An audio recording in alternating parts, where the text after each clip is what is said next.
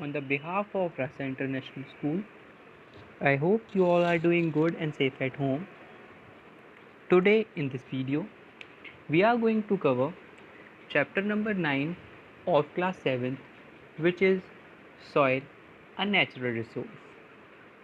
In this video, we are going to cover following topics: soil, formation of soil, and composition of soil, which is from your book page number 121 to page number 122. Chapter number 9, soil, a natural resource. In this video, we are going to discuss that how soil forms, what is soil, and what are the various components of soil. Let's start with your book page number 121. Soil is the topmost layer of the earth that supports life. So what is soil? Soil is the topmost layer of the earth, okay, which supports life. जो क्या करती है? Life को support करती है.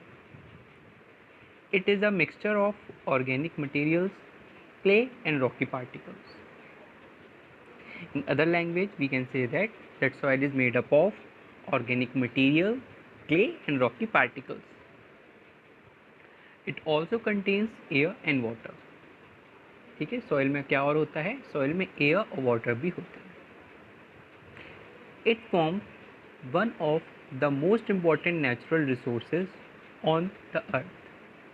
ये क्या करती है? ये मोस्ट इम्पॉर्टेंट नेचुरल रिसोर्स बनाती है.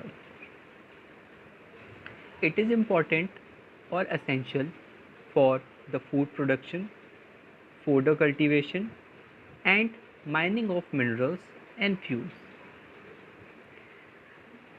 So the question is, why is soil important to us?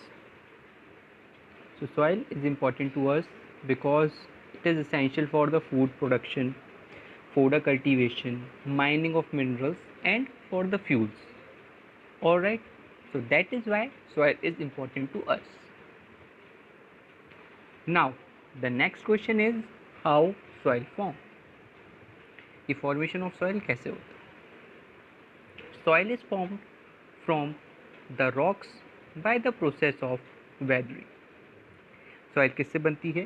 Soil rock से बनती है. किस प्रोसेस के थ्रू बनती है? Weathering के प्रोसेस के थ्रू बनती है. Weathering is the process of breaking down of rocks or other materials into smaller particles due to long exposure to different factors of atmosphere.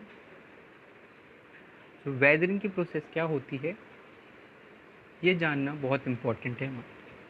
तो वेदरिंग की प्रोसेस क्या होती है? Weathering is a process of break down of rocks. Weathering की क्या process होती है? Break down of rock होती है. अब ये break down of the rock कैसे होती है? Because of exposure to the environment, exposure to the atmosphere. Like बहुत सनलाइट है या बारिश हो रही है, इस वजह से क्या होता है? ये वेदरिंग की प्रोसेस होती है. These solid rocks were broken down by weathering agents. ये जो रॉक्स होती हैं वो किसके थ्रू ब्रेक डाउन होती हैं? ये वेदरिंग एजेंट्स के थ्रू ब्रेक डाउन होती हैं. और व्हाट आर वेदरिंग एजेंट्स? जो कि वेदरिंग की प्रोसेस में हमारे लिए हेल्पफुल रहते हैं, उन्हें हम वेदरिंग एजेंट्स कहते हैं. तो कौन कौन से वेदरिंग एजेंट्स हैं? Water, wind and temperature. These rocks particles are also taken far away by wind, water and moving glacier. और ये जो रॉक के पार्टिकल्स होते हैं ये दूर तक भी ले जाए जाते हैं. किसके थ्रू ले जाए जा सकते हैं? या तो विंड के थ्रू, वाटर के थ्रू, या फिर जो मूविंग ग्लेशियर्स होते हैं ना, उनके थ्रू भी फार अवे तक ले जाए जा सकते हैं. नेक्स्ट अब हम डिस्कस कर लेते हैं और डीपली वेदरिंग प्रोसेस के बारे में. ठीक है, कि सॉइल बनती कैसे? सॉइल बनती वेदरिंग प्रोसेस के थ्रू है, लेकिन वो वेदरिंग प्रोसेस होती कैसे है? ऑलराइट, चलिए. Alternate heating and cooling due to the heat of the sun and rain causes the rock to crack. अब क्या होता है? जैसे कि हमें पता है इन्वायरमेंट में क्या सन भी बहुत तेज़ी से चमकता है और बारिश भी काफ़ी होती है। तो उसकी वजह से क्या होता है, क्रैक आ जाते हैं रॉक्स में, क्योंकि बहुत ज़ोर से सन पड़ रहा है, फिर बहुत बारिश हो जाती है, तो जिसकी वजह से क्या होता है, रॉक में क्या होता है, क्रैक्स पड़ जाते हैं। These cracks get filled with water, और जब रेन होती है तो ये क्रैक्स में क्या होता है, वाटर भर जाते हैं। The water in the cracks freeze due to several cold in winters. और वाटर क्या होता है, जम जाता है, जब ठंड पड़ती है ना तो वाटर जम जाता है उन्हीं क्रैक्स में।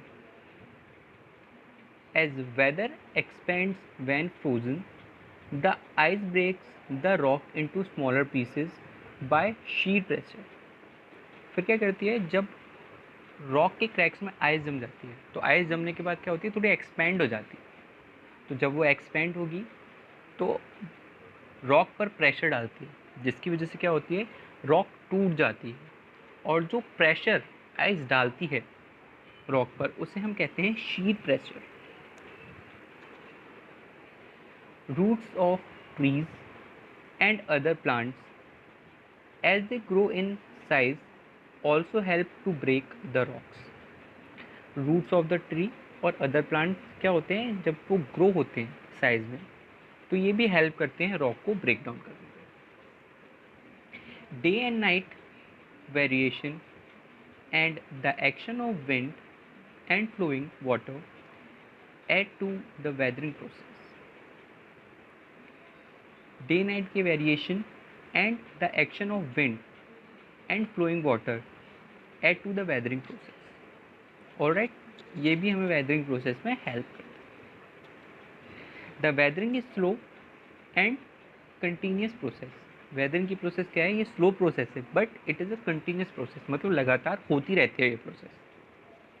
Eventually the rocks are converted into soil which mixes with the dead plants and animals to form humus. क्या होता है, ये रॉक कन्वर्ट होती हैं सॉइल में और ये किसके साथ मिक्स हो जाती हैं, ये मिक्स हो जाती है डेड प्लांट्स और एनिमल्स के साथ, जो मिक्स करके क्या बनाती है, जो मिक्स करके बनाती है humus. The process of weathering takes million of years for the formation of soil. अब मैंने बताया ना, दिस प्रोसेस इज स्लो, ये प्रोसेस स्लो होती है, तो इसको बनने में कितना टाइम लगता है, मिलियन ऑफ द ईयर्स लगते हैं सॉइल को बनने में। But it is a continuous process, continuous लगातार होती रहती है, but it is quite slow, मतलब मिलियन ऑफ द ईयर्स लग रहे हैं अगर सॉइल के फॉर्मेशन में, तो आप समझ सकते हैं कि ये प्रोसेस कितनी स्लो है। अब after the process of weathering हम पढ़ लेते हैं कि कॉम्पोजिशन ऑफ द सॉइल क्या होता है, कि सॉइल में होता है एक्चुअली क्या क्या है। Since soil is formed by weathering of rocks, it contains various minerals such as nitrates, sulfates, and phosphates present in the parent rock. Now the question is, what is parent rock? Parent rock वो rock होती है जिससे soil बनती है, ठीक है, उसे हम कहते हैं पेरेंट रॉक। तो इसमें क्या क्या होते हैं, उसमें नाइट्रेट्स होते हैं, सल्फेट्स होते हैं और फॉस्फेट्स भी होते हैं पेरेंट रॉक में, ठीक है। It also contains humus which is formed by the decomposition of dead organic matter derived mainly from fallen leaves और other plants and animals matter। तब क्या होता है कि इसमें और क्या मिल जाता है, इसमें ह्यूमस भी मिल जाता है। और जिससे क्या होता है, अब ये ह्यूमस कैसे बनता है, जो भी डेड प्लांट्स होते हैं और एनिमल्स होते हैं उन पे क्या होते हैं, माइक्रोब्स लग जाते हैं, मतलब माइक्रो ऑर्गेनिज्म लग जाते हैं, बैक्टीरियाज लग जाते हैं, जिसके थ्रू क्या होता है, वो उनको डिकम्पोज करके किसमें मिला देते हैं, सॉइल में मिला देते हैं। जिससे क्या होता है, सॉइल की फर्टिलिटी इंक्रीज हो जाती है, ठीक है, उर्वरकता। Presence of humus make soil fertile as it has the ability to hold water for plants to grow. अब क्या करती है, इसकी प्रेजेंस सॉइल को फर्टाइल बना देती है। क्यों बना देती है, क्योंकि जो सॉइल की वाटर होल्डिंग कैपेसिटी है वो बढ़ जाती है, ठीक है, and water is important for the growth of plant.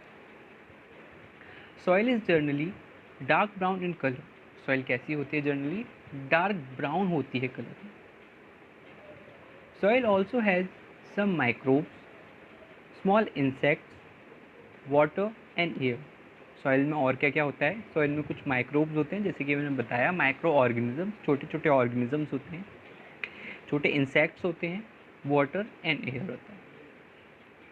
Microbes help in breaking down dead matter and convert it into humus. Microbes क्या करते हैं? माइक्रोब्स जो भी डेड मैटर, जैसे कि मैंने आपको बताया था, डेड मैटर पे क्या करते हैं, वो लग जाते हैं, उससे डिकम्पोज करते हैं और उससे क्या बनाते हैं? उससे बनाते हैं humus. Water is very essential for all the life sustaining activities. Water क्या होता है? वाटर इज़ क्वाइट इम्पॉर्टेंट, बहुत इंपॉर्टेंट होता है हमें बने रहने के लिए, और जो भी लाइफ एक्टिविटीज़ करते हैं उनको करने के लिए भी वाटर बहुत इंपॉर्टेंट होता है. And air is needed for the respiration of plants through their roots. और एयर किस लिए इंपॉर्टेंट होती है? एयर इंपॉर्टेंट होती है ताकि प्लांट रेस्पायर कर सके, रेस्पिरेशन की प्रोसेस कर सकें. किसके थ्रू? अपनी रूट्स के थ्रू. ऑलराइट, सो आज हमने कवर किया about soil, about composition of the soil, about formation of soil, ठीक है, और वेदरिंग के प्रोसेस के बारे में हमने पढ़ा. Thank you so much for today. I hope you all are doing great at your homes. Admissions are open. Kindly contact for more information.